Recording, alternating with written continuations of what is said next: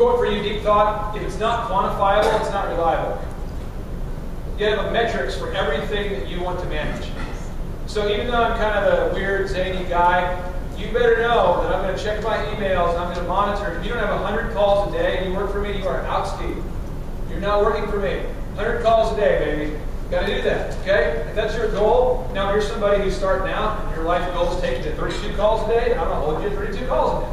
Whatever your goal is, I'm going to hold you to that. It's quantifiable. I want to know how many appointments did you set? How many deals did you close? Metrics every single day. Some of us, what we're doing is we're not following up with our sales guy until the end of the month, until the end of the week, until the end of the... I talked to some of you guys last night about it, but it's called the huddle effect, okay? But if you play football, who here played football? Anybody here watch football? Anybody know what football is? Okay, so football. All right, what you do with football is every single play, they huddle. And those of you, anybody here been in a huddle before where you played? Okay, when you're in a huddle, what kind of deep thoughts do we have? You're sort of talking about your emotional feelings.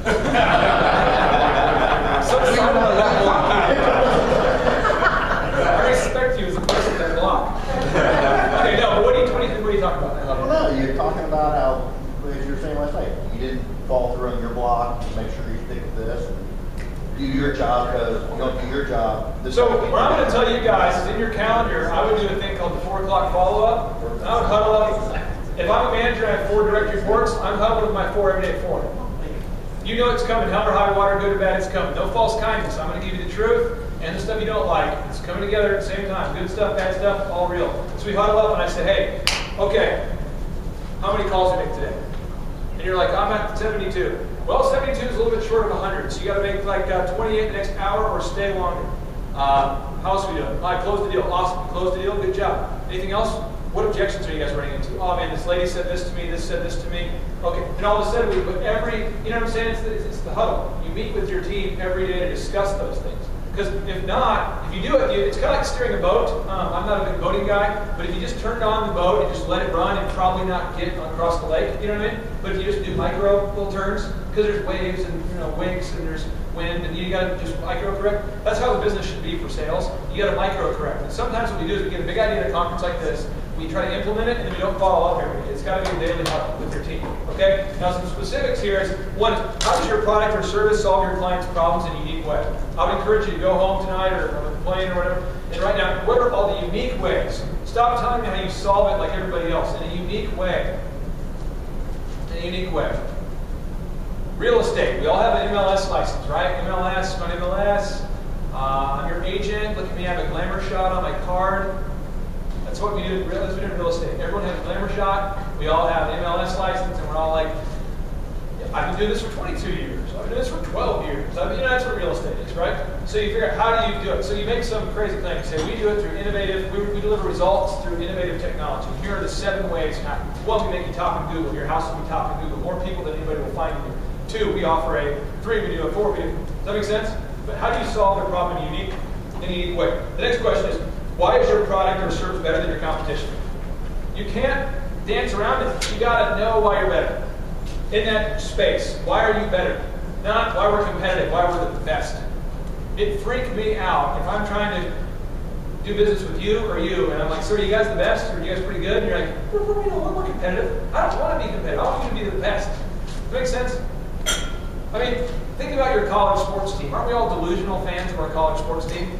Some of us didn't even graduate from the school, but we have all the sweatshirts, we scream at the TV like it matters, for affecting the outcome of the game. And we're like, OSU is the best. Minnesota's the best. Texas University, that's the best. You got to be that kind of passion with your product. How are you the best? The next thing is, how can you prove your claims? Puffery, it's not going to work. Now, I love the question here. He talked about the necessity here, and I want to pick on it because it's a great question. A lot of times people they get these marketing ideas, and you're like, oh, I love these marketing ideas, I'm a big purple cow. You have to prove it though, right? I mean, you can't just make a claim, you have to prove it. That's why PR is awesome. We are the best as seen in Forbes magazine, right? Or we are the best. Let me email you 5 testimonials. All of our salespeople, what they do is they say, hey, no matter what product we're doing, hey, I tell you what, I'm going to set an appointment. We're going to talk tomorrow at 2 o'clock. But in the meantime, I'm going to email you 5 testimonials for 5 deals we just closed in the last year. We delivered the service, we took care of people. I want you to call them and get their feedback, so you can hear from their perspective what they liked about our service. I like you to call it. That's part of our, right? So once you set the appointment, there's that 72-hour window where the person who agreed to the appointment is kind of losing faith. You guys know what I'm talking about? I call it the 72-hour rule. But based on the time that I commit to an appointment from the time we meet, I'm starting to lose emotion. Does that happen? You guys seen that? The buying emotion dissipates no matter what you're selling. So what I do is I want to set up a methodical system where as soon as we agree to set the appointment, I'm going to email you an email today with references, and then tomorrow another group of references. So that when we meet in 3 days, you're amped. Your buying emotion went up, not down over that time period. Does that make sense? But you have to prove it. If you don't prove it, people don't believe it. It's craziness. Okay? The next thing for you is read Soft Selling in a Hard World. That book is phenomenal. Soft Selling in a Hard World. And it basically is my guidebook. Warren Buffett, there's a guy named Professor Graham, and Warren Buffett uses Professor Graham's book as an index. You know, he references. This book is phenomenal. It's not a book you sit down and read and go, oh, this book is just nurturing my soul. No. You read this book and you go, oh, okay. We're dealing with this objection over here. This is how we're going to solve it. Oh, okay. I'm dealing with this kind of rebuttal. This is how I fix it. You start to build your systems, okay? It's much deeper the discussion than right now, but this is a book you need to read. My name is Clay Clark, and I'm the founder of Make Your Life Epic. Make Your Life Epic is an organization dedicated to empowering, inspiring, and educating entrepreneurs to get the information that they need to know to get them where they want to go.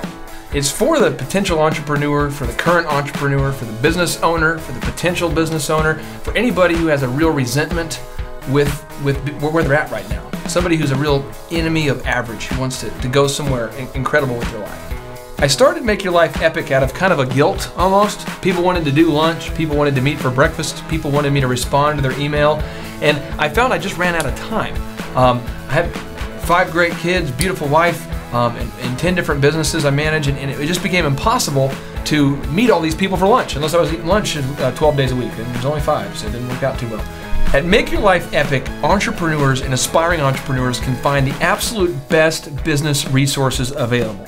If you're looking for business coaching, you want someone to fly out or come out to your business and work with you hands-on, you can do that.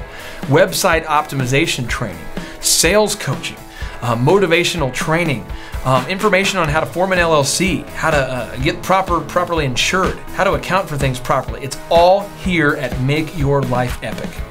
You can start living a life of abundance and start pursuing your dreams right now. All you need to do is contrast where you want to be versus where you are, and we're going to teach you the action steps to get there starting right now.